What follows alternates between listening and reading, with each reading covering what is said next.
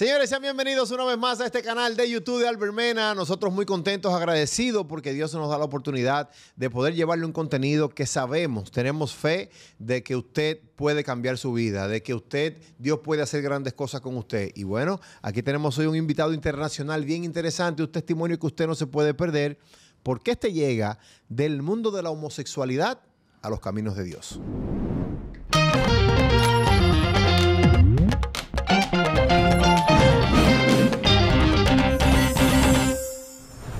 Recibimos a Carlos Catarí. Eso, hermano, bienvenido. ¿Cómo estás? Qué placer. Gracias, Albert. Gracias por la invitación. Un placer estar acá. Como digo yo siempre, compartir este tema y ayudar a alguien que pueda estar recibiendo es una bendición. Eso es así. Carlos, mira, yo con todos mis invitados me gusta comenzar desde el Génesis, como la Biblia. Me gusta conocer de ellos. Al público también ya le encanta que conocemos de ver de todas las cosas que Dios ha podido hacer día tras día, desde el primer día de su nacimiento. Te pregunto de inmediato, ¿dónde naces? ¿Dónde creces? Y, lógicamente, si tienes una infancia con padres juntos, padres divorciados, ¿cómo fue ese proceso de tu vida?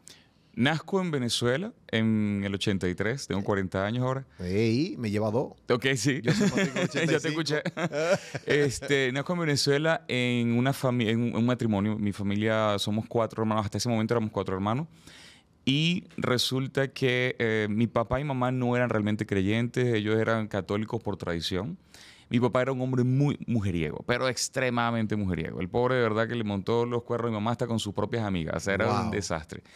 Y por allí ya como a los 7 años, en el 90, se concreta el divorcio. Mi mamá como que se da cuenta de todo y ahí se divorcia. Tú con unos 7 años aproximadamente. Sí. Sin embargo, yo siempre, incluso mi mamá me lo dice, ella también notó que mi papá conmigo era un poco distante. Porque resulta que de niño yo era un poco amanerado. Y sabemos que en nuestra cultura el tema de ser un varón amanerado, delicado, no es del todo aceptable, si lo vemos así. Entonces yo mismo sentía que mi papá me rechazaba. Recuerdo que cuando ellos se divorcian, a los meses mi papá viene a visitarnos y en una de esas yo corro a darle un abrazo y cuando le voy a dar un abrazo, le voy a dar un beso, él me frena con su mano y me dice, los hombres no se besan. Y eso yo sentía más rechazo. Se me olvidó un punto importante, el más importante. Desde los 5 años yo estoy viviendo abuso sexual. Desde los 5 hasta los 12 experimento abuso sexual. Entonces ya yo experimentaba abuso sexual, siento el rechazo de mi papá, mi mamá era una mujer muy estricta y todo eso iba jugando en mi percepción de mi persona. Hablaste de 4 hermanos, ¿eran hembras, varones? 3 varones y una hembra. 3 varones y una hembra. Y tú analizando hacia el día de hoy, fuera del abuso sexual, si él estaba viendo un tema de amaneramiento en su hijo, ¿a qué tú entiendes? O sea, ¿por qué? ¿Tú te ibas mucho, te inclinabas al lado de tu madre? ¿Tú veías, tu hermana era de mucha influencia en tu vida? ¿Qué pasaba? Realmente no sabría qué decirte. Yo lo que sé es que a mí me gustaba jugar con Barbie, me gustaba jugar con muñecas. Yo agarraba a mis tías y las pintaba les hacía maquillaje. Me acuerdo que le hacía los zarcillos, las cejas y como que me gustaba, era como más delicado, artístico. Cuando escuchaba canciones que no entendía si la melodía era muy bonita, yo lloraba. Entonces era un niño sensible. En psicología se habla que hay personas que son más sensibles que otras o hipersensibles.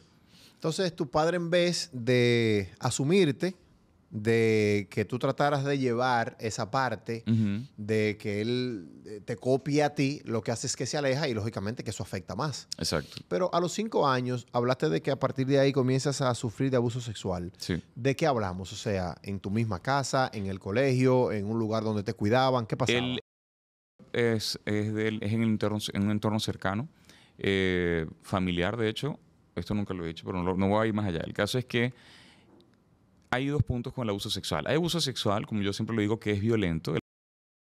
Genera cambios en el niño porque es como una agresión, es como una invasión muy frontal. Pero hay algo que es manipulativo, persuasivo por medio de juegos. Esta persona me decía, mira, yo tengo un lunar acá y tú. Y yo le mostraba. Y me decía, yo tengo un lunar aquí abajo y tú. Y yo le mostraba. Entonces, cuando yo le muestro, él empieza a tocarme, me empieza a hacer sentir placer. Y cuando yo estoy disfrutando, entonces él me dice, ¿te gustó? Yo le digo, sí. No digas nada para que sigamos disfrutando. Y luego sigue. Y luego sigue siempre repitiendo lo mismo. Cuando ya yo engancho en el placer de lo que estoy sintiendo, entonces él llega a un nivel de abuso superior, donde ya entra bueno, todo lo que viene allí, pero ya yo estoy enganchado, al punto que soy yo mismo, con 5 o 6 años, quien decide buscarlo para tener estos encuentros, porque me gusta lo que siento. Me gusta lo que estoy disfrutando en el tacto. ¿Era más joven? O sea, ¿era ya un adulto? O sea, ¿era pedofilia realmente? Sí, sí es pedofilia. ¿Por qué? Porque cuando yo llego... Porque dije que el abuso fue de los 5 hasta los 12. Sí. Porque cuando a los 12 yo comienzo a desarrollarme, él me rechaza. Entonces era pedofilia. Y él me lleva 10 años.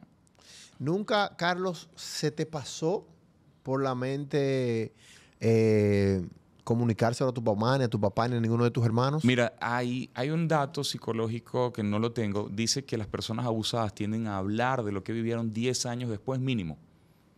Entonces, realmente tú lo estás viviendo de esa manera, en el sentido de que yo no veía ninguna violencia. Para mí siempre fue un contacto agradable. No fue solamente él, fueron 4 personas más. En total, yo creo que a los 12 años me he acostado con 7 personas, 7 hombres. Pero, Sí. pero a raíz de él o también. No, todo separado, ¿eh?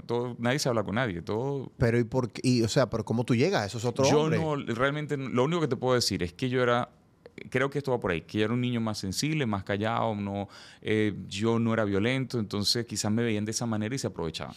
Tú sabes que también yo leí hace mucho tiempo, o vi, no recuerdo, como que los analizan y saben donde hay un descuido de parte de padre, de madre, donde hay un niño que puede ser vulnerable. Exacto, ven la vulnerabilidad. Y conocen. De repente te pudo haber pasado esto. Te lo voy a poner así. No sé si tienes hijos. Sí, claro. Okay. Tengo 2. Tienes 2 hijos. Estás en este momento, estás ocupado, te llega una llamada, tu hijo está aquí y tienes una persona de confianza que te dice, dale tranquilo, vete que yo me ocupo. Es una persona muy cercana siempre. Sí, siempre. De confianza. Siempre bien, esa es la historia. Y se va a ganar la confianza del niño, se va a ganar tu confianza, los niños van a querer estar con esa persona, es súper agradable.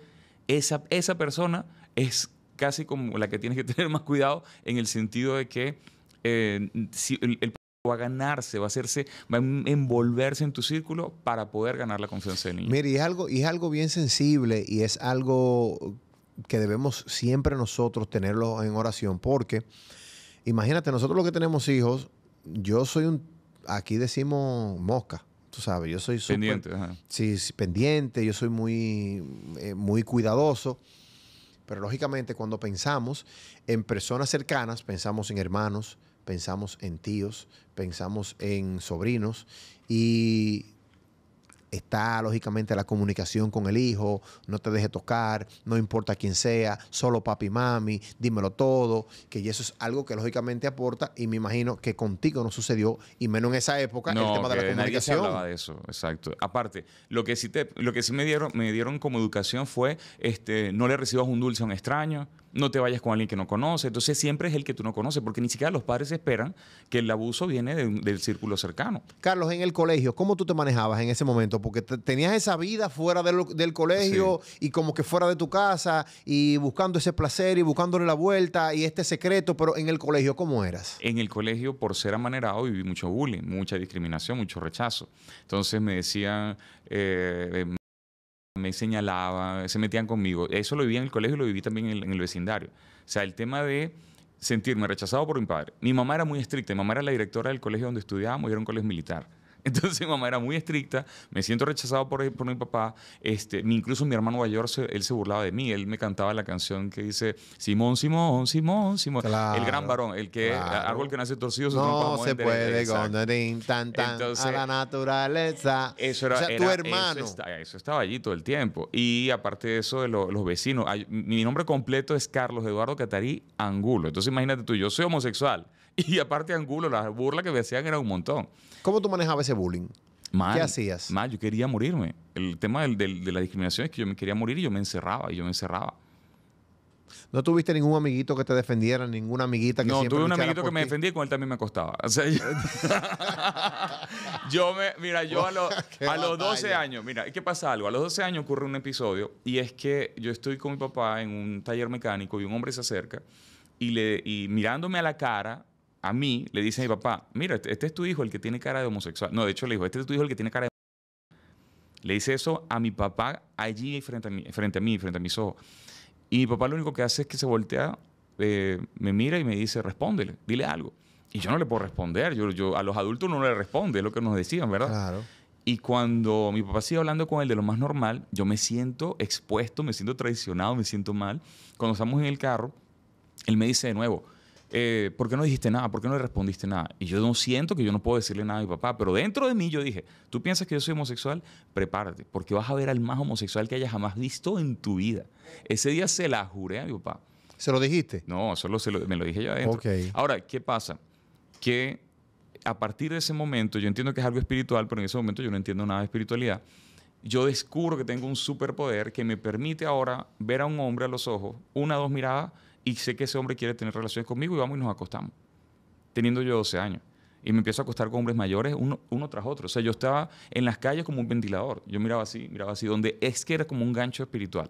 Mira, tac, ahí, conecta y una conversación y vas a la cama. Pero una cosa, Carlos, tú me hablas de una mamá estricta y un papá estricto. Un papá que me rechazaba y ausente y mamá estricta. ¿Cómo tú podías salir tanto a la calle? Porque, por ejemplo... Pero es que salir a la calle era ir a la panadería, era ir al supermercado, eso era todo, era eso. O sea, no, bueno, sí. O sea, ¿y qué pasa? Cuando tienes este tema, realmente, esto es lo que le llaman, en el mundo LGBT se le llama gaydar, que es el radar gay. Es una capacidad que tú tienes, no de reconocer que una persona es homosexual, porque para eso no necesitas mucho discernimiento. Es el ver a los ojos y saber que esa persona te tiene ganas. Y vas y te acuestas con él.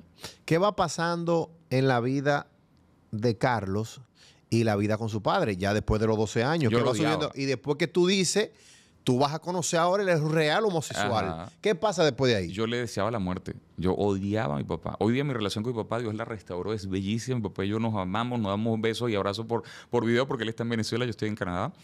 Pero realmente yo lo odiaba, yo no quería saber nada de mi papá. Mi papá venía a visitar y yo ni siquiera bajaba, no salía de la habitación, me daba igual. ¿Y las relaciones con tu madre? El caso de la relación con mi madre, porque era muy estricta, yo hoy día entiendo que yo creé una codependencia. Es decir, yo sentí que ella me rechazaba porque yo nunca estaba a la altura de lo que ella me pedía, porque era muy estricta. Entonces siempre estaba como buscando ganar su amor, su cariño, ganar su amor, su aprobación. Y era como tratar de hacer cosas para que ella me amara. Ella ya me amaba, lo que pasa es que yo percibí de esa manera el tema de ser estricta. Wow. Carlos. Todo esto viene de ser una persona sensible. No, claro. Que es un asunto, de verdad. Claro, totalmente. Carlos, luego sigues creciendo, pasas la etapa del colegio, llegas a la universidad. No, antes de ahí. Hay un punto peor ahí que... No es peor, pero es que hay que decirlo. Sí. A los 15 años, estando en el colegio, yo descubro que no soy el único que siente de esta manera. Entonces, recuerdo que fue una chica que me presentó a un amigo que era homosexual y abiertamente homosexual. Y este chico me presenta a la comunidad LGBT. Te lleva, te abre un mundo que tú no conocías. Que fue en ese momento. Te desbloqueó un mundo. Sí, me desbloqueó un mundo como en los juegos. Como el de Mario. Mundo, pero ese mundo en ese momento fue un refugio. ¿Por qué? Porque yo hasta ese punto yo me sentía rechazado, discriminado, no tenía sentido pertenecer a ningún lado. Pero con ellos te sentía bien. Exacto, y me dicen, no, mira, Carlos, tú aquí eres libre de ser como tú quieras, de soltar las plumas como tú quieras, nadie te dice nada, esto es lo que sientes, esto es lo que tú eres, aquí te celebramos. Era como un club. Claro, pero imagínate tú que tú llegas a un sitio donde finalmente puedes ser lo que tú piensas que tú eres. Eso fue un disfrute. ¿Qué no solamente pasa ahí? Un disfrute, Entonces, fue una paz en el corazón. Sí, pero fue una paz en tu corazón. Pero ya ese poder que tú me dijiste hace unos minutos que tú tenías, que tú me... El gaydar. El gaydar se llama. Gaydar, sí, radar gay. Exacto, el radar gay. Eso ahí se fue desarrollando porque entonces ya tú escuchabas más, ibas copiando más. Yo voy a hacer como me gusta la forma de este. Y claro, si toda la vida la tengo buscando aprobación, llego a este grupo y veo que me quieren ya, entonces quiero que me aprueben más y ahí empiezo a copiar más amaneramiento y comienzo a caminar moviendo más las caderas y comienzo a mover más las manos y comienzo a vestirme de una forma. Y papás ven eso, mi mamá sobre todo ve eso en la adolescencia y ella no se atreve a confrontarme, pero yo en ese momento finalmente me siento libre. ¿Por qué? Porque ahí me lo dicen claramente. Tú sientes esto, eres eso, eres lo que sientes. Hasta en ese momento es donde yo digo, me identifico con lo que siento, soy homosexual. Me gustan los hombres, soy homosexual porque esto es lo que siento. ¿En qué momento tú lo dices en tu casa?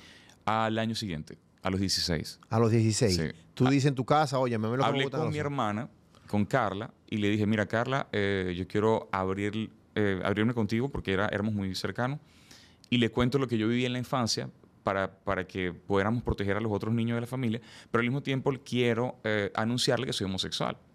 Y cuando lo hago, pues ella se pone a llorar. ¿Por qué? Porque ella también fue acosada en la infancia por otra persona Y ella... Del mismo entorno del que Sí, porque, mira, te digo algo. Hasta la fecha me han escrito más de 14.000, 15.000 personas pidiendo ayuda y la mayoría de esas personas han sido abusadas en su círculo cercano. Wow. ¿Okay? Entonces, no es que puede ser escandalizante, pero realmente no es la excepción. La mayoría de abusos ocurren en el círculo cercano. Entonces, mi hermana vivió eso, pero ella no fue abusada porque ella tiene un carácter muy, muy fuerte. Entonces, ella lo que hizo fue defenderse, pero ella no dijo nada. Entonces, ella se sintió culpable porque ella dijo, porque no hablé, fueron contra ti o te pasó a ti lo mismo. Entonces, tú no hablaste. Y yo realmente no podía hablar, no sentía que podía hablar. Cuando yo le digo esto, ella llorando, pues mi mamá como que le saca las palabras, ella le cuenta. Y mi mamá me pide perdón porque nunca se dio cuenta. Y te digo esto, ¿cómo hace para darse cuenta si nunca fue agresivo? Si el abuso que yo viví fue placentero. Yo disfrutaba lo que vivía en la infancia con sexualidad con hombres. Sí, porque eso fue lo que aprendiste. Porque fue un disfrute, realmente nunca. Ahora, es interesante que desde los 6 años yo tengo migrañas y yo nunca viví un accidente, yo nunca viví nada. Fue hasta hace 2 años con una terapeuta de quiropraxia que me dijo, ¿tú tuviste algún trauma y algo? Y yo le digo, mira, aparte del abuso sexual en la infancia, no recuerdo más nada. Y me dice que tú quieras o no, tu interior se tensa. Me dice, y eso te acompañó hasta la fecha. Mira una cosa, Carlos, cuando te dicen entonces que ya tú lo dices en tu casa, ¿cómo ellos asumen eso? ¿Tu hermana lloró por el tema del abuso? ¿Tu hermano el que te cantaba Simón Simón? ¿Qué pasa? En realidad en ese Tampoco momento, tú querías saber de él, me imagino, igual que tu papá, porque te hacía mucho bullying. Sí, no, y la relación con mi hermano el mayor sigue siendo difícil, ¿ok? Ah. Sí, es que pensamos muy diferente. Mira, para mí el cielo es rojo, para él el cielo es verde, pero el cielo es azul. Entonces, no hay manera. Y de verdad que yo lo bendigo y es muy cómico. Pero bueno. O sea que cuando hay reunión familiar, tú sabes que viene una controversia. Sí, siempre. Bueno, el caso es que en ese momento mi mamá, cuando ella se entera, ella lo que hace es confrontarme con una pregunta. Ella me dice, hijo, ¿y si nunca hubieras sido abusado, serías homosexual? Yo nunca había pensado en eso. ¿Por qué yo nunca había pensado en esto? Porque a mí me gustaba lo que yo hacía de niño. Entonces yo pensé que yo había nacido así. Claro, cuando ella me dice, ¿y si nunca hubieras sido abusado, serías homosexual? Yo dije, wow, es verdad. Yo digo, tal vez si yo no hubiese tenido tantas experiencias, quizás yo no estaría acá. Quizás no me gustaran los hombres. O sea, ¿cómo puedo pensar que esto no influenció mi vida? Yo entiendo que hoy día la psicología dice que no tiene relación el abuso con la orientación sexual y realmente conozco hombres abusados que no son homosexuales y conozco homosexuales que no fueron abusados. Pero en mi caso yo decía, yo creo que realmente esto me influyó porque fue demasiada experiencias sexuales desde la infancia. En eso recuerdo que yo le digo a mi mamá, mira, no sé, pero me llama la atención la pregunta.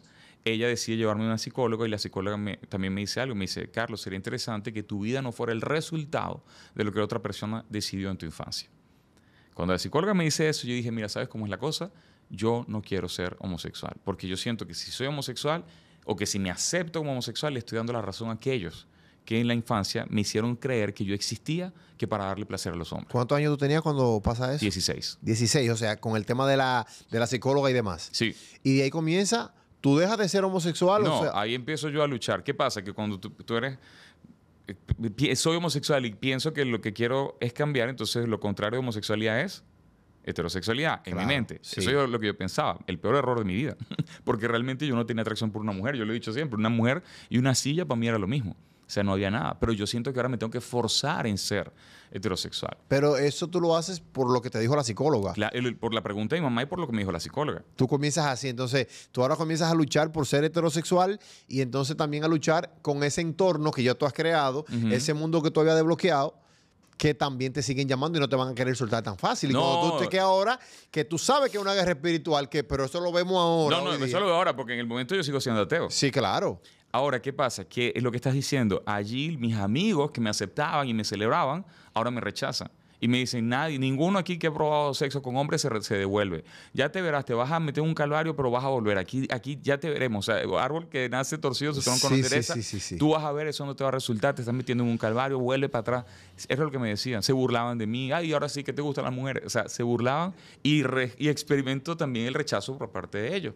Sin embargo, fíjense, señores, cómo vamos, que estamos hablando de rechazo de parte del padre, rechazo de una parte importante de su familia, encuentra un vínculo, o sea, encuentra un grupo donde él se siente bien en un momento, pero ahora también recibe rechazo de ellos. Entonces, cuando tú calculas personas de repente que estén pasando de un rechazo por un lado, me rechazan por otro lado, ¿qué es lo que voy a hacer? Si no tienen suficiente fuerza mental, pues todas esas cosas que llevan a la enfermedad hoy día, que es la depresión, el suicidio y todo lo demás. Entonces, ¿qué pasa? Ahí decido yo que quiero cambiar, que no quiero ser homosexual. El problema es que lo que yo siento es atracción por los hombres. A mí lo que me gusta es un hombre. Pero yo digo, no, yo no quiero estar con un hombre porque le doy la razón a los que me abusaron. Tengo que enfocar en estar con mujeres. Y empiezo a salir con muchachas y busco tener relaciones con ella para forzarme, porque pienso que ese es el camino. El desastre es que yo, para estar con ella, tenía que pensar en hombre. Y cuando terminaba una relación sexual con una mujer, salía corriendo con los hombres porque eso era lo que me gustaba. Pero cuando estaba con los hombres decía, bueno, pero es que si no hubiese sido abusado no estaría acá. Entonces voy con la mujer. Pero tengo que pensar en hombre. Igual, se hace que haya un desastre. Esto aumenta mi deseo suicida. Y yo digo, ok, ya, o sea, no sé qué hacer. Recuerdo que comencé una relación con una muchacha, que es muy cómico porque esta muchacha estuvo de noviazgo con un muchacho, luego ese muchacho estuvo de noviazgo con otro, luego yo estuve con ese, luego estuve con él y luego estuve con ella. O sea, eso es el pentágono del amor. Es una cosa que de verdad que... un lío, ¿ok? Un lío. Entonces, ¿por qué lo digo? Porque ella sabía de dónde yo venía y aparentemente no... ¿Te aceptó? Me aceptó. Y yo le dije que ya yo había cambiado. Y bueno, el asunto es que ¿De cuántos años estamos hablando de que tú tienes ya, Carlos, más o menos? Ya tengo 20 años. 20 años. 20 años yo le digo a ella que he cambiado, pero realmente yo le seguía montando los cuernos con hombres.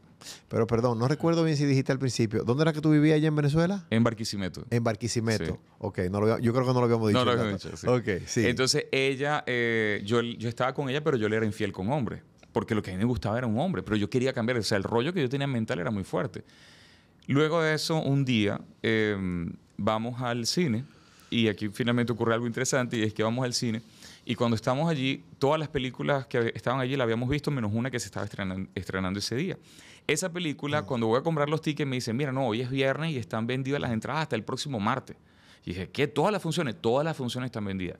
Y dije, yo nunca he visto eso. O sea, yo soy un cinéfilo. Yo nunca he visto que una película se venda todas las funciones por varios días en anticipado. Yo retrocedo y un muchacho se acerca y me dice, mira, yo tengo 2 entradas para 2 personas que no vienen. ¿Las quiere? Se las compro. Y el muchacho me dice, ¿ustedes son cristianos? Yo le digo, ¿qué es eso? Y la que era mi novia le dice, no, somos católicos. Y yo dije, sí, somos católicos. Yo no sabía ni que era cristiano ni que era católico. A ese nivel, tú no sabes nada de religión. Nada, o sea, nada, lo que es como la tradición, pero realmente nada. Sí.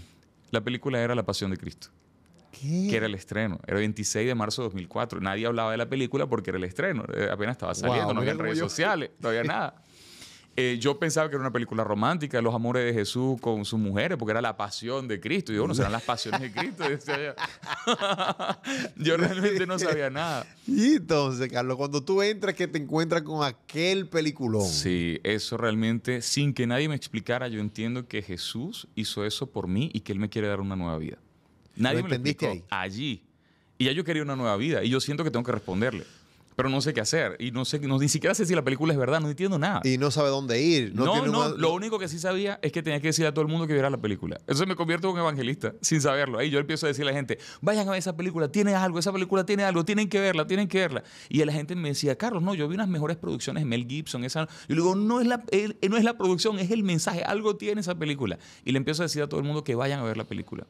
En eso, una vecina que está frente a la casa, una señora que vive al frente, Dulce María, yo me acerco a ella en medio de la noche, que yo voy a entrar y ella está sacando sus perritos a pasear, y le hablo acerca de la película. Y ella me dice, bueno, Carlos, yo no la he visto, pero lo que tú viste en esa película es verdad. Jesús hizo eso por ti. Ella era la primera persona que me decía que lo que yo había visto allí era verdad. ¿Y te conocía ella desde pequeño a ti? Claro, porque éramos vecinos toda la vida. ¿Y sabía ella? Ella tenía sus dudas, como todo el mundo. Señores, vamos a estar claros. Un incendio o una inundación puede ocurrir en cualquier momento y por múltiples razones.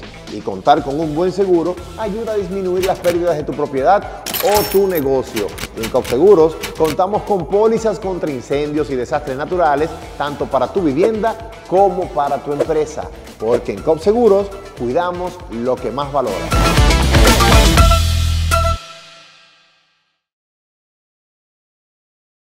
Pero cuando ella tiene la oportunidad allí de hablarme, yo le digo, cuéntame más. Y ella en 3 horas, desde la medianoche hasta las 3 de la mañana, me explicó la Biblia, me mostró a Jesús desde Génesis hasta el Apocalipsis. ¿Con 20 años tú? Yo teniendo 20 años, ateo. porque mi mamá era profesora de química, física, biología, en mi mente era el pensamiento científico. O sea, que ella te dedicó esas 3 horas para predicarte y para enseñarte realmente lo de la palabra. Sí, tal cual. Y hay algo que pasó ahí, que eso yo no lo cuento casi nunca, pero es que yo estoy frente a ella y yo empiezo a sentir, yo soy alérgico a las picadas de hormiga y se me hacen unas rosetas muy grandes y yo empiezo a sentir que las hormigas suben en mis piernas y me están picando, pero ella está descalza, yo estoy con zapatos. Ella tiene, o sea, los pies ahí y yo le digo, mira, me están picando las hormigas. Y me dicen, ¿pero qué hormiga? Aquí no hay nada. Y yo dije, ok, no importa. Y yo siento las rosetas. Y yo, no importa, seguimos escuchando. Seguimos hablando y sigo hablando. Y en eso, yo estoy frente a ella y yo empiezo a ver sombras que pasan detrás, entre los árboles, como sombras moviéndose. Y los perros de ella comienzan a ladrarle a la sombra. Y cuando yo veo eso, yo digo, ustedes no quieren que yo escuche esto. Aquí me voy a quedar. Era lo único que yo decía. O sea, que los retaste. Sí, yo dije, usted no quiere que yo escuche esto, aquí me voy a quedar. Wow. Y yo sigo escuchando y sigo escuchando. Él me dice, cuando vayas ahora a tu habitación, habla con él está allí, Jesús está allí. Y yo dije, ok. Y dijo, voy a la habitación, solo, sin que nadie me dijera, boté unas piedritas, unas cosas, un amuleto que me había dado mi tía. Y yo tiro eso porque inmediatamente entiendo que eso no es. Lo tiro y me acuerdo que hice mi primera oración y le digo, bueno, me encantaría como conocerte, no sé, háblame más, quiero ser así, tú bien sincera. El caso es que a los días ella me dice, Carlos, cuando tú entiendas que Jesús y el Padre son el mismo, ese día te va a pasar algo. Y yo dije, ok, yo estoy pensando y digo, bueno, es que solamente un padre puede hacer lo que él hizo por sus hijos. Entonces quiere decir que Jesús lo hizo por nosotros, pero él y el Padre son el mismo. Y abro la Biblia y caigo en Juan 10:30 o Mateo 10:30, donde dice, porque el Padre y yo uno somos. En ese momento se me abre la mente y tengo mi conversión, mi encuentro con Dios. La Biblia toma fuerza, se me hace verdad. Digo, es que eres tú, eres real. Ese fue el momento, creo que fue el 19 de abril de 2004. Ahora, cuando tenemos un encuentro con Dios, la vida nos cambia, ¿cierto? Se hace una belleza. No fue mi caso. Tengo un encuentro con Dios. Lamentablemente la iglesia donde ella iba era una iglesia extremadamente religiosa, legalista. Y cuando ella me lleva a la iglesia, yo soy muy abierto, yo le hablo al pastor, le digo, mire pastor, yo tengo este asunto, me gustan los hombres, estoy adicto a la pornografía homosexual, tengo relaciones con mi novia pero no quiero, entonces le monto cacho con hombres, aparte de eso miento y he robado y he hecho todo esto, y le muestro todo y le digo, ¿y qué puedo hacer? Yo quiero cambiar. Y él me dice, bueno, todo eso es pecado, y la palabra te dice que es pecado. Yo digo, bueno, pero de todos modos yo sé que yo quería cambiar antes de saber que era pecado. Claro. Ahora que sé que es pecado, pues más quiero cambiar. ¿Quién es que me va a dar seguimiento? ¿Qué es lo que yo necesito? ¿Qué es lo que necesito? Y él me dice, bueno, tienes que obedecer la palabra y tienes que dejar de hacer esto, dejar de hacer esto, dejar de hacer esto, porque ahora eres cristiano y tienes que comportarte como cristiano y buscar agradar a Dios. Wow. El poder del pecado está en el mandamiento. Cuando me ponen a darme todos esos mandamientos que yo tengo que cumplir, de repente el deseo de pecar se aumenta y mi vida, siendo cristiano, se hace más pecadora, más libertina que lo que era antes cuando era ateo. Yo ahora me encuentro en la iglesia tratando de agradar a Dios, pero con un deseo que me controla en un nivel extremo, y yo salgo de la iglesia y me acuesto con hombre, y vuelvo el domingo a la iglesia a arrepentirme, dame golpe de pecho, y sigo durante la semana cayendo con hombre y vuelvo, y no entiendo qué es lo que tengo que hacer.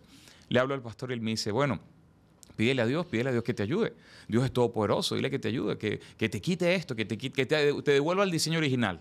Y yo digo, ok, vamos al diseño original que es hombre y mujer, eso es lo que yo entendía.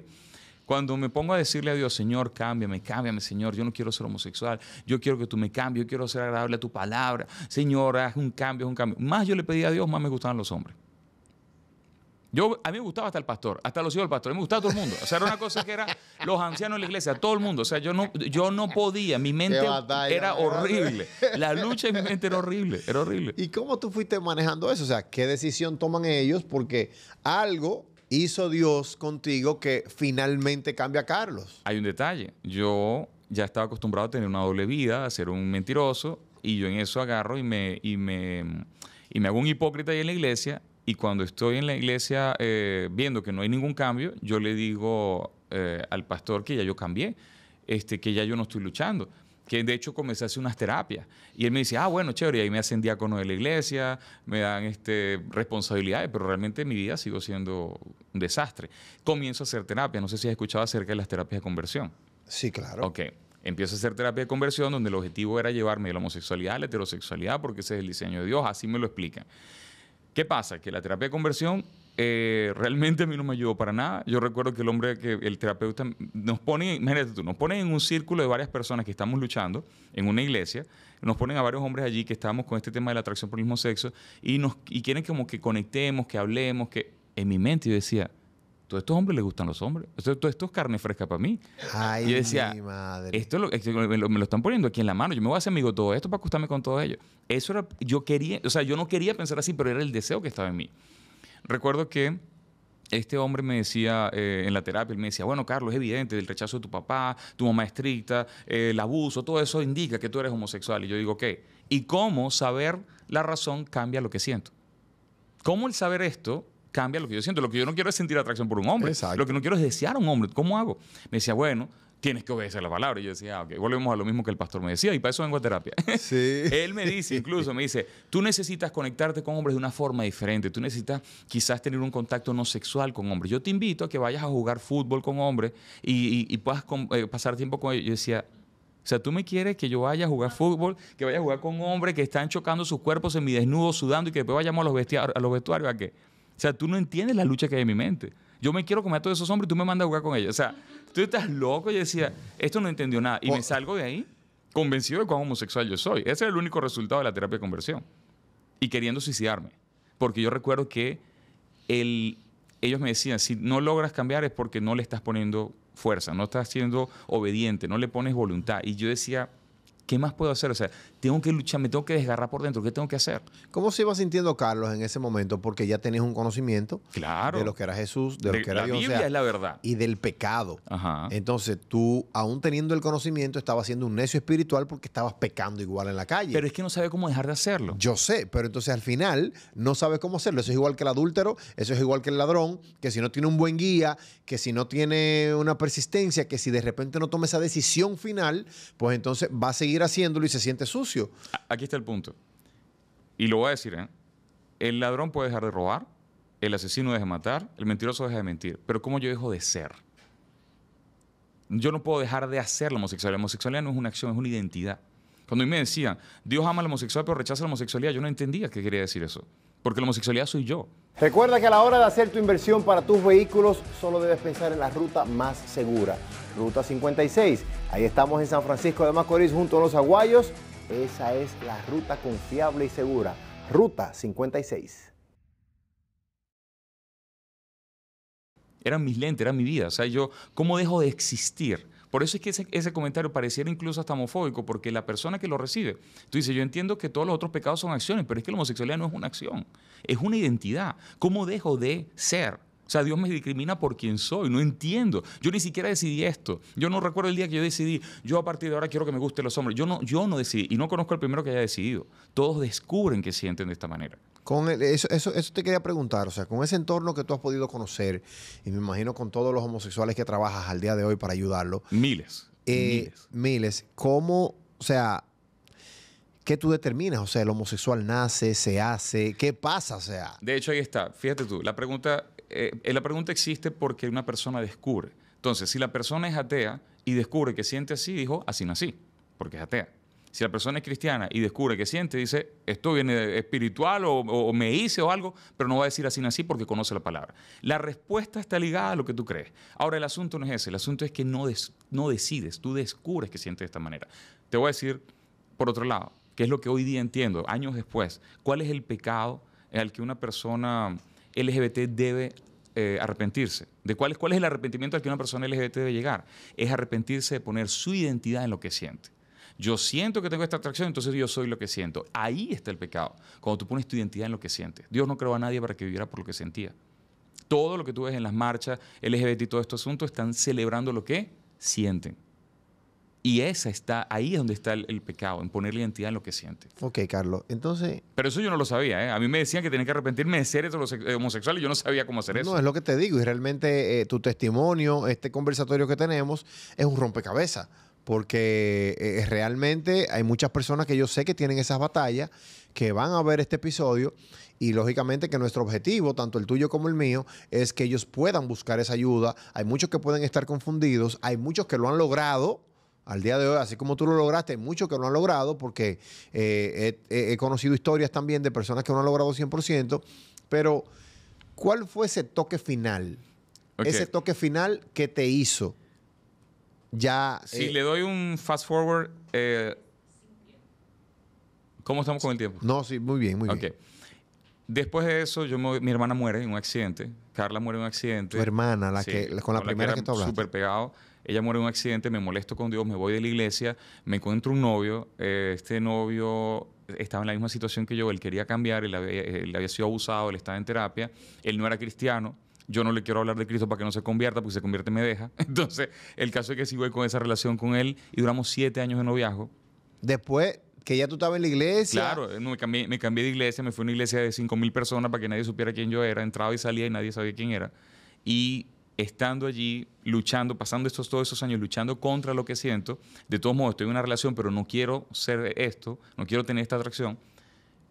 Al final de los 7 años, él me ofrece matrimonio, yo le digo, mira, no nos podemos casar porque somos cristianos, yo no creo que ese es el camino. Él me corta y yo en ese momento, en frustración, le digo a Dios, mira, ¿sabes cómo es la cosa? Yo creo que yo he entendido la palabra mal. Yo tengo 10 años, 11 años luchando con este tema. Yo necesito buscar las cosas diferentes. O sea, tú tenías 10 años ya entre la iglesia, el tema de soy, no soy. Entre la pasión de Cristo y esto que te estoy contando, han pasado 10 años dentro de la iglesia luchando. Luchando contra la naturaleza de pecado, contra la cruz, contra el aguijón de Pablo. Todo un montón de versículos que los torcieron y que me hacían pensar que el problema estaba dentro de mí, que yo tenía que siempre vivir en un calvario de luchar contra mí mismo. Porque eso es lo que yo entendía, que era una lucha que iba a estar acompañándome toda la vida. Ahora, en ese punto, cuando él se separa de mí, yo busco en internet cómo ser gay cristiano, porque estoy cansado. ¿Qué? Entonces, fíjate tú, viví por lo que sentía cuando hice parte de la comunidad LGBT. Luego estoy en la iglesia, lucho contra lo que siento. Y ahora por frustración caigo en la posición de torcer la palabra para que se someta a lo que siento. Porque todo el tema son sensaciones. Por eso te digo, el pecado de la persona LGBT, del que tiene que arrepentirse, es de poner su identidad en lo que siente. Cuando deje de poner la identidad en lo que siente, por ponerla en lo que Dios dice, se le acaba la historia. Pero mientras no conozca a Dios, ¿cómo puede poner la identidad en la palabra? ¿Qué te sale en Google cuando tú pones eso? ¿Qué cosa? ¿Gay cristiano? Sí. Que David y Jonatán eran la primera pareja gay, que Jesús dijo cuando sanó al servidor del centurión, el servidor era el amante del centurión, que Jesús dijo, ama a tu prójimo como a ti mismo y prójimo es prójimo, aunque sea hombre. Y yo decía, eso es lo que me pasa, soy gay cristiano. Y ahí caigo yo en esa herejía, que en el momento parecía una solución. Y entonces ya vuelves otra vez, me imagino que le pediste No, perdón. ya él no quiere estar conmigo, me dice, tú estás loco ya, yo no quiero estar contigo. Y yo ahí paso por un duelo de separación.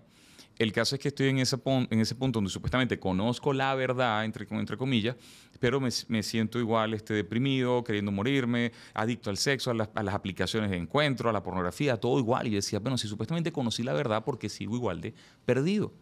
En ese momento conozco una pareja cristiana que, a pesar de que ella no conocía mi historia, tanto ella como él no conocían nada de mí, su vida, su relación con Dios era tan fuerte, Albert, que yo deseo conocer a Dios como ellos lo conocen, sin que ellos me estén discipulando ni conozcan nada de mí. ¿Qué hacían ellos que te llamó la atención de esa manera? Eran auténticos, eran congruentes. Ellos vivían a Dios y respiraban a Dios. Y tú lo veías con una paz y una cosa que tú sabes que lo que se está viendo por fuera o lo que está viendo públicamente es porque lo vivían interno, en profundidad con el Señor. Y eso fue lo que me llamó la atención de ellos. Entonces yo deseo conocer a Dios de esa manera, pero sé que estoy muy lejos. A los meses estoy de vuelta, estaba de viaje, vuelvo a Canadá y en Canadá, en una situación muy precaria, tengo una conversación con alguien, estando yo en el peor punto de pecado, todo lo que te dé la gana, y probé por la primera vez en mi vida, estoy perdido, me acuesto con gente que no le sé el nombre, no le conozco la cara, o sea, en un punto de verdad de lo peor. Tocando fondo. Pero en el fondo, de lo más fondo que me encontraba, tengo una conversación con un señor que es cristiano y este hombre me dice una frase que me hizo finalmente un cambio. Él me dice, Carlos, el problema con muchos cristianos es que tienen a Jesús como su Salvador, pero no como su Señor. Cuando él me dice esto, primero yo siento la presencia de Dios. Yo siento la presencia de Dios en ese momento cuando él me dice, el problema de cristianos es que tienen a Jesús como Salvador, pero no como su Señor. Yo siento la presencia de Dios y es como si Dios me dijera, yo te quiero ayudar. Mi amor por ti es superior a tu pecado, pero tú no me dejas porque el Señor de tu vida eres tú, no soy yo. Eso es lo que yo entiendo. Wow. Jesús lo puedes aceptar como Salvador por una oración, pero el señorío no es una oración. El señorío es obediencia. El señorío es someter tu mente. Y él no era mi señor era yo. Y desde los perros ladrando aquella noche, hablando con la señora y las sombras pasando, hasta ese momento, 11 años. 11 años, tú te das cuenta de la tremenda atadura que tú tenías con el mundo y que el enemigo, por esa habilidad que ya te había dado, el radar gay, el tema de las miradas que tú sabías con uno que con otro, o sea, no te quería soltar. ¿Tú no entendiste eso en ningún momento, que el enemigo no te quería soltar? No, porque es que yo vengo de una iglesia de un corte, lo voy a decir, hipercalvinista, donde tú no hablas del espíritu, ni de demonios, ni del diablo, ni nada de eso. O sea, para mí era un tema que tenía que ser tratado como psicología.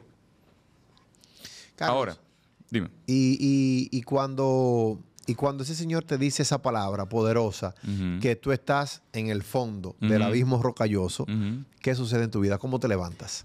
A los días yo me acuerdo que me voy a encontrar de nuevo con otro hombre, salgo de casa de este hombre. ¿A los días? A los 3 días. Salgo de casa de este hombre a quien yo había perseguido durante 7 años para que estuviéramos juntos y finalmente se pudo dar ese encuentro sexual, yo jurando que después de 7 años, juraba que aquello iba a ser lo máximo y resultó ser más de lo mismo.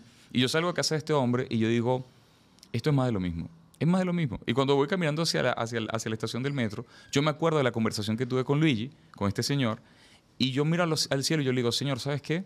Se acabó. Ya no me importa si me cambias o no me cambias, si voy a ser gay, asexual, heterosexual. De todos modos, yo destruí mi vida. Pongo mi vida a un lado, quiero seguirte, conviértete en mi Señor. Albert, esa fue la primera vez en mi historia en la que yo le digo a Dios, no me importa lo que vaya a pasar conmigo, solo quiero seguirte, ya no me importa lo que puedas hacer, quiero seguirte por quien tú eres. 3 días después, estoy en casa de la familia donde vivía, escucho unas prédicas, las prédicas hablan de un tema de liberación que yo en mi vida había escuchado, y esto, como yo le digo, esta es mi historia, esto no aplica para todo el mundo. El pastor habla de un tema de liberación de espíritu de homosexualidad, que eso me pareció un absurdo. También hablo del alineamiento de tu alma, tu cuerpo y el espíritu. Y yo decía, mira, está interesante, me pongo a escuchar prédica y de repente estoy escuchando 7 horas de prédica. Porque lo único que hacía era hablar de la persona de Dios, no de lo que Él podía hacer por ti. Él hablaba de quién Dios era, de cómo Él pensaba, de su forma. Y yo quería era conocer a Dios, porque era lo que le había dicho. A las 7 horas de escuchar prédica, yo me acuesto y digo, voy a hacer una oración. Dije, yo voy a mezclar 2 puntos ahí que escuché en las oraciones. Cuando me voy a acostar, yo decido mezclar eso y digo, bueno, voy a hacer una oración. En el nombre de Jesús yo alineo mi cuerpo, mi alma, mi espíritu, Espíritu Santo. Yo echo fuera este espíritu de homosexualidad que me quiso destruir toda mi vida, restauro el diseño original por el cual tú me creaste y oro por mi esposa y por mis hijos en el nombre de Jesús, amén. Yo hago esta oración y digo, ¿qué? ¿De dónde salió esta oración? Yo no era un hombre de oración en lo absoluto. Y yo escucho esta oración, yo me sorprendo de la oración y digo, aquí pasó algo. Y siento como una llave me fue pasada en el pecho, como un clic. ¿Sabes? Cuando prendes un carro, como un switch. Digo, aquí pasó algo. Tomo mi teléfono, que era una biblioteca. Y cuando empiezo a ver las fotos, me doy cuenta por primera vez en mi vida que no siento nada. Estoy viendo la foto y digo, no siento nada. Y ahí escucho la voz de Dios por primera vez también, diciéndome, ahora ve y cuenta a todos lo que el Señor hizo por ti. Wow.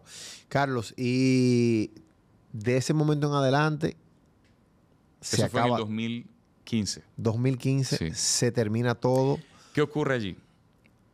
Fíjate tú, viví un milagro. Realmente, aquí está el punto importante. Yo me había enfocado durante 11 años a cambiar, ¿cierto? Pidiéndole a Dios que me cambiara. Tenía pareja, pero igualito quería cambiar. Resulta que mi deseo de cambio se había convertido en un ídolo. Y yo no buscaba a Dios por quien Él era, yo buscaba a Dios para que me cambiara. Y eso es la realidad de las más de 15,000 personas, 14,000, 15,000 personas que me han escrito. Quieren que Dios les cambie y buscan a Dios para que les cambie, no lo buscan a Él por quien Él es. Cuando comiencen a buscarlo a Él por quien Él es y entiendan lo que Él hace por cada uno de nosotros, van a tener el cambio. Deleítate en el Señor y Él concederá los deseos de tu corazón. Pero si tú te deleitas en los deseos de tu corazón y dejas a Dios de lado, no funciona así el versículo.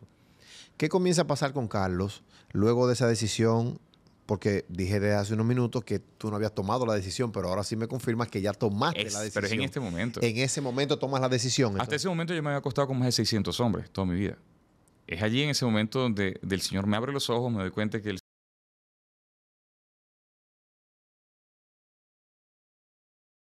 y de repente es como que mis ojos se abren a algo que yo siempre practiqué pero no lo había visto y siento asco. Y yo digo, Señor, ok, aquí yo lo que tenía era un espíritu de inmundicia porque esto es un asco. ¿Cómo es que ese es el tú quieras o no? Lo que te muestra en la pornografía todo es limpio, todo es muy bonito, pero la realidad es otra. Si tú comes avena y comes frijoles y eso es lo que sale es un desastre. Entonces, esto delante de mis ojos yo no lo veía, pero a partir de ese momento lo veo.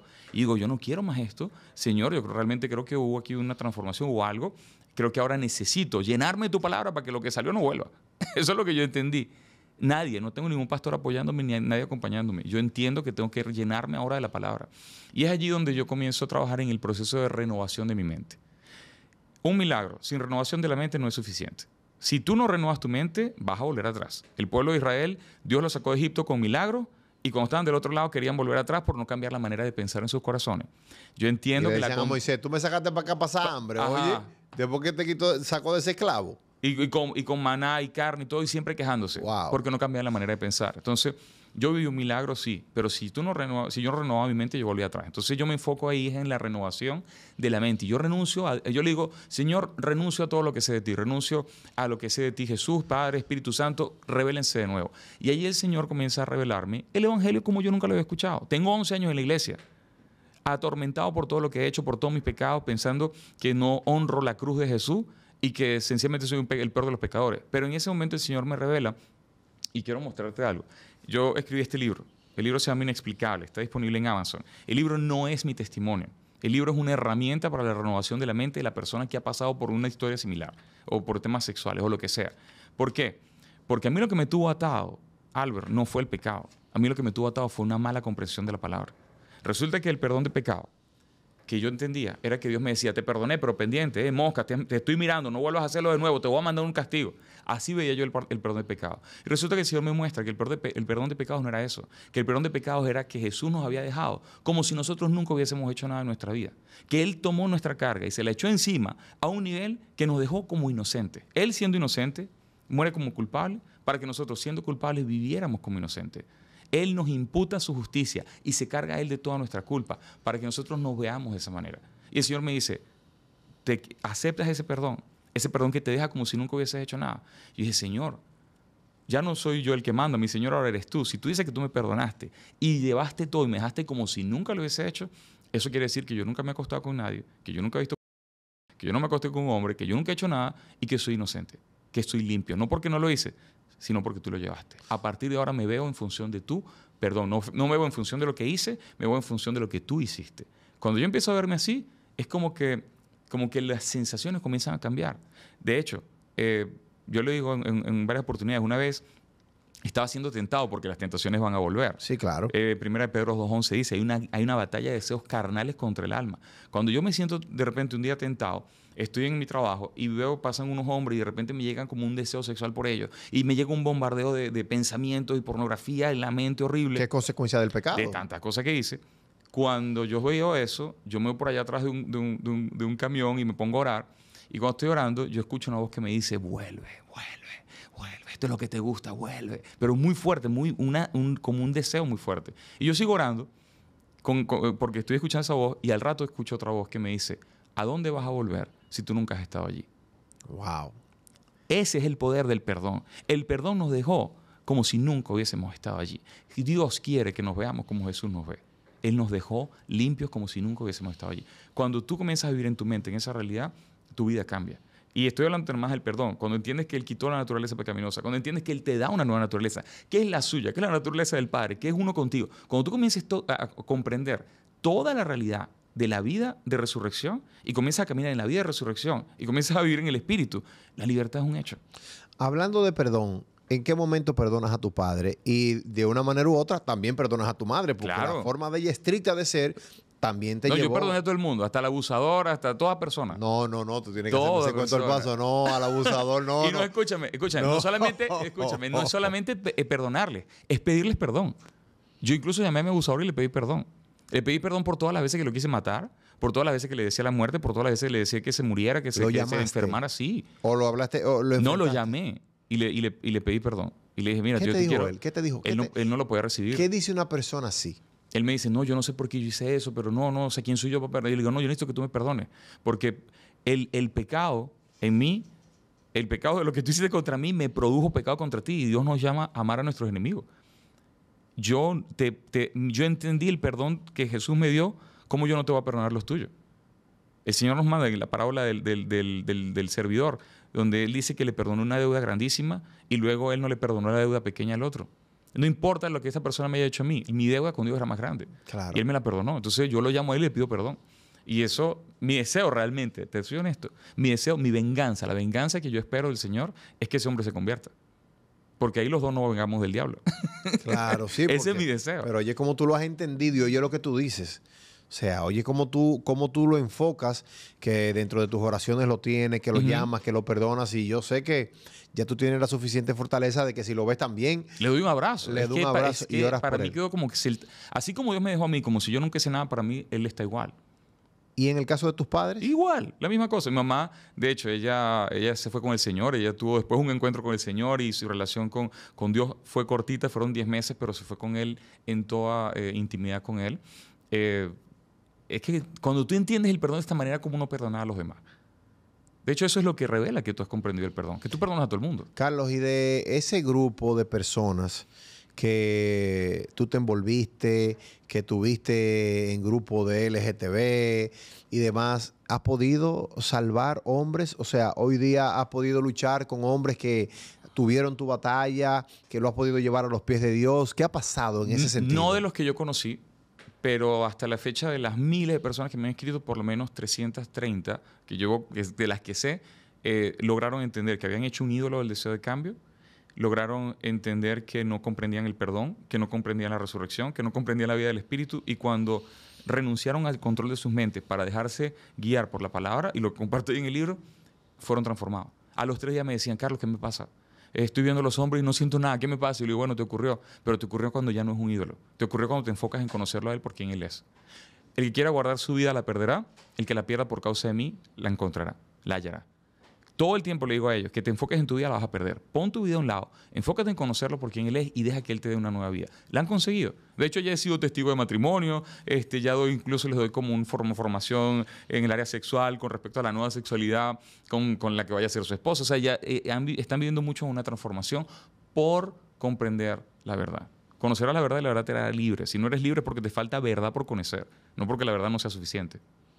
¿En qué momento Carlos conoce esa mujer que lo enamora, que ya él comienza a decir, bueno, pues esto sí es lo mío realmente, bueno, ya yo no estoy sintiendo otros sentimientos, yo no estoy equivocado, ya esto es lo que me corresponde? Resulta que al año de ese encuentro con Dios, un día yo estoy en la iglesia y yo estoy un año con Dios y yo no siento nada, yo estoy feliz, yo lo único que estoy es enamorado de Jesús. Y yo voy a la iglesia y de repente yo veo a las muchachas, pero las veo como diferentes. Y las veo como que son mujeres. Yo digo, pero ¿qué? O sea, no es que es una cosa sexual, es que veo más allá de la silla que yo veía antes. Y yo veo y yo digo, Señor, ¿qué me está pasando? Yo tuve una pubertad tardía a los 30 y pico de años. ¿Qué es esto? Y yo le pregunto al Señor, Señor, si algún día me caso, ¿qué va a sentir sexualmente la mujer que vaya a estar conmigo? ¿Qué va a sentir sexualmente la que vaya a ser mi esposa? Y el Señor me dio una visión, el que lo quiera lo crea o no, pero me dio una visión donde yo estoy teniendo una intimidad con una mujer y en el momento de la esta mujer tiene fuegos artificiales dentro de ella y yo veo el placer que ella está recibiendo por causa de mí. Allí yo entendí que yo le iba a producir eso y dije, Señor, quiero tener con la que vaya a ser mi esposa. Esa fue la primera vez que yo tuve un deseo sexual por una mujer legítimo. Y vino de una visión que Dios me dio donde yo era hombre suficiente para dar placer, porque hasta ese momento lo que a mí me acompañaba era la idea de que yo no era hombre suficiente. Y ahí es que te das cuenta que realmente... Que realmente puedo darle placer a una mujer sexualmente. Recuerdo que, bueno, tuve una relación con una muchacha que fue un desastre, pero a los 3 años, eso es otro asunto. Yo no sé si tú conoces el término perverso narcisista. Sí, claro. Bueno, fue ese caso, eso fue horrible. El caso es que a los 3 años, eso es otro podcast, eso es otra historia, eso es otro testimonio. El caso es que a los 3 años yo estoy igual, sigo avanzando en el Señor, avanzando en mi relación con Él. Yo no soy heterosexual, en el sentido de que no pasé de la homosexualidad a la heterosexualidad. Yo no pasé de la lujuria que tenía por los hombres ahora a la lujuria por las mujeres. Tú ibas en tu proceso. No, yo pasé de la atracción por hombres a Jesús. Y punto. O sea, pero en ese proceso, Carlos, ¿no sentías debilidad de vez en cuando? ¿No querías estar nuevamente con hombres? ¿O hiciste...? No, el deseo cuando tú comprendes la nueva criatura, y eso yo lo explico a fondo, cuando tú comprendes quién tú eres realmente en el espíritu, tú entiendes que cualquier deseo contrario a la palabra viene de la carne. Porque te voy a decir algo muy claro. Ajá. Hay muchas personas que dicen que un homosexual es imposible que deje de ser homosexual. Lógico. A lo que yo le respondí cuando estábamos anunciando justamente tu testimonio para nuestra iglesia y que tú ibas a ir a compartir con nosotros allá en Casa de Bendición, allá hay muchos inconversos. Hay muchos que están ahí en el proceso de que, bueno, mire a una allá donde está, por ejemplo. Hay una que si esa estuviera aquí sentada, te hubiese hecho un 60,000 millones de preguntas porque ella... Mira, ella está 1000, ¿entiendes? Porque para ella y para un grupo también en la iglesia es imposible esto, pero... Es imposible cambiar. Es imposible cambiar. Yo te voy a decir algo, es imposible. Yo no cambié. No, claro. Yo lo que hice fue morirme a mí mismo. Ya. Cambiar en mi fuerza no pude. Lo que hice fue morirme. Él me hizo nacer de nuevo y me dio una nueva realidad. Pero solo el que ha vivido procesos como el tuyo, como el mío a nivel de infidelidad en mi proceso, a mi esposa y el tema de las mujeres en toda mi vida, pues yo sé porque Dios lo hizo conmigo, yo sé lo que Dios puede hacer. Ajá. Tú sabes lo que Dios puede hacer y lo que tú me estás diciendo, para mí es más fácil de entender porque yo viví, aunque fue con el sexo opuesto, yo viví una batalla muy fuerte con ese tema y tú pues lo viviste con el tema de la homosexualidad. Entonces, para muchos no entienden y dicen, no, el que es homosexual, eso no se deja. Entonces, ¿qué respuesta usted le tiene a todos ellos? Que realmente en tu fuerza no se puede. En tu fuerza no lo vas a poder dejar. Yo no conozco el primero. Porque en tu fuerza yo realmente hice terapia, hice deseo, oré, pedí, no hubo manera.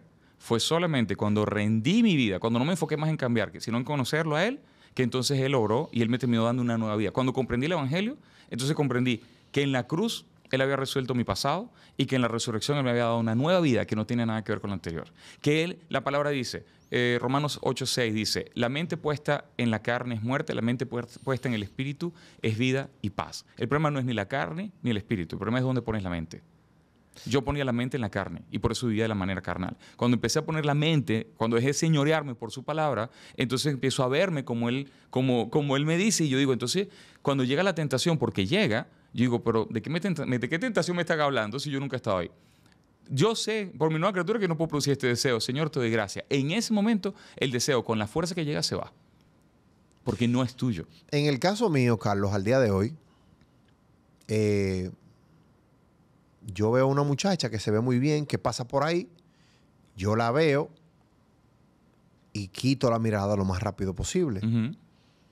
O la veo, si estoy con un amigo, digo yo, wow, hay que reprenderla. O la veo y si estoy con un amigo de confianza, digo yo, Satanás anda suelto buscando a quien devorar. Entonces, yo no estoy viviéndolo así. Entonces, cogen el caso tuyo. Sería muy fuerte, no podría. Yo no lo vivo así. Y no es que te estoy disminuyendo, lo que quiero decir es lo siguiente. Sí, no, porque no. Lógico, esas eran de las cosas y claro, el día de hoy, pero, por ejemplo, ya Dios sabe que ya yo no voy por ahí, ni voy a ir por ahí. Tú sabes, o sea, ya, ya esa etapa conmigo, lógico, no se puede decir... La palabra no recuerdo dónde que dice que tú no puedes sentir tan fuerte que no pueda caer. Sí, mire que no, el que está firme, mira que no caiga. Exacto, yo siempre ando corriendo. Al día de hoy, yo siempre ando y mis jefes y mis compañeros, yo te dije que estoy en varios medios seculares, pero ven acá, venga, fájese a pelear y digo yo, no, manito, espérate, tranquilo, yo me voy. Claro, no vas a ser imprudente, meterte donde no debes. No. Ahora, hay un versículo que se encuentra en 1 Juan 3:9. Dice, los que son nacidos de Dios no practican pecado porque la simiente de Dios está en ellos y no pueden, no pueden, no tienen la manera, los medios, la forma de pecar porque son nacidos de Dios.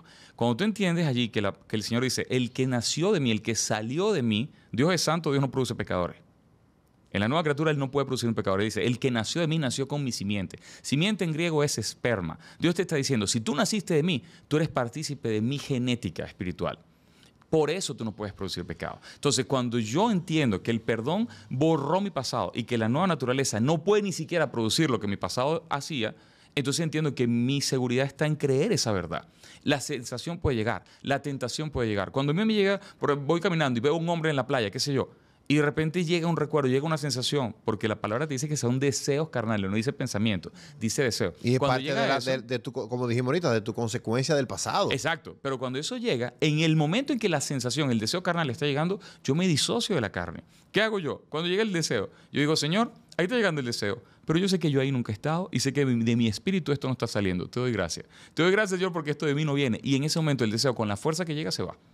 ¿Qué tan importante, Carlos, finalmente es un guía espiritual en el proceso de cambio para una persona? Pues no, realmente nunca lo experimenté. Nunca viví un guía espiritual. En el caso tuyo, tú tuviste la virtud, porque eso fue una virtud de tú mismo investigar, de tú mismo leer, de tú mismo fajarte a investigar, pero en países como el nuestro, que de repente el nivel educativo es bajo, la paciencia a nivel de la lectura, a nivel de buscar, de repente no saben qué hacer y se rinden más fácil. Para esas personas, ¿qué tan importante es la guía espiritual? No es solamente lo que estás diciendo, es que la persona que está viviendo esto vive mucha vergüenza.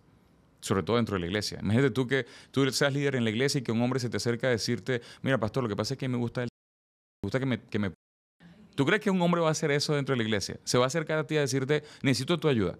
¿No? Hoy día pasa. Pero hoy día, como el tema de ya lo abierto y lo más orgánico sucede, pues sí hemos tenido casos. En mi experiencia, de los miles y miles y miles de casos, me dicen, Carlos, nunca he hablado, no puedo. Siento vergüenza, tengo miedo. Sí, claro, Entonces, es la generalidad. Abrirse en este tema, el que lo hace, mira, muy valiente, tienes que valorar esa valentía porque es muy difícil. Ahora, el asunto es el siguiente. Yo te acabo de decir que yo no soy heterosexual. ¿Por qué yo no soy heterosexual? Porque a mí no me gustan las mujeres. A mí me gusta mi esposa. Yo soy mi esposa sexual. El Señor me llevó a mi esposa. Yo las mujeres, yo no siento nada. A mí me llevó él a mi esposa. Entonces, ese soy yo ya también. Ese soy yo ya también. Entonces... Mi amor, ese soy yo, ese es lo nuevo mío, eso es lo nuevo mío ahora. Mi esposa sexual es que yo soy. Claro, ¿por qué? Porque si tú entiendes que el heterosexual es atraído por todas las mujeres, eso es una lujuria también. Eso no es. Cuando yo le decía a Dios, Señor, cámbiame la atracción por hombres hacia mujeres, ¿qué le estoy diciendo? Hazme mujeriego. Dios nunca iba a responder esa oración. Era un absurdo. Lo que Dios quería era que yo volviera a Él. Por eso te digo, el objetivo no era traer a Carlos del hombre a la mujer, era traerlo al Padre en Cristo Jesús y que me dejara guiar por Espíritu Santo. Ese era el verdadero diseño original que había que restaurar. Volver al Padre en la identidad en Cristo y dejarte guiar por Espíritu Santo. Fue Espíritu Santo que me llevó a mi esposa. Y cuando me llevó a mi esposa, yo le pregunté, mira, esta mujer me impacta su profundidad espiritual. Es que es ella. Y el Señor a las 6 semanas me confirma que es ella. Y yo dije, ok, la amo, me gusta, me quiero casar. Dije algo, la amo y luego que la amé, me gustó. No fue porque me gustó que la amé. Primero vi su espíritu, comprendí que esta mujer conocía a Dios y cuando Dios me dijo que era ella, la amé. Y cuando la amé, entonces me gustó. Mira, no quiero ser como los pastores que dicen finalmente y siguen, pero dije finalmente ahorita, pero no puedo irme sin hacer esta pregunta. Luego que ella conoce de tu testimonio, ¿qué pasa? Ella lo primero que conoció de mí fue mi testimonio. Porque yo estaba en una posición de que estaba tan feliz con Jesús que yo no quería estar con nadie. Ni con ni futuro, ni esposa, ni nada. Yo dije, cuando estábamos en un restaurante, después de la iglesia, y la silla que me tocó fue frente a ella. Y yo dije, ay, esta mujer no me conoce, esta es nueva, capaz y se enamora de mí. Yo le voy a lanzar mi testimonio de una vez para que no se haga ni ilusiones ni nada.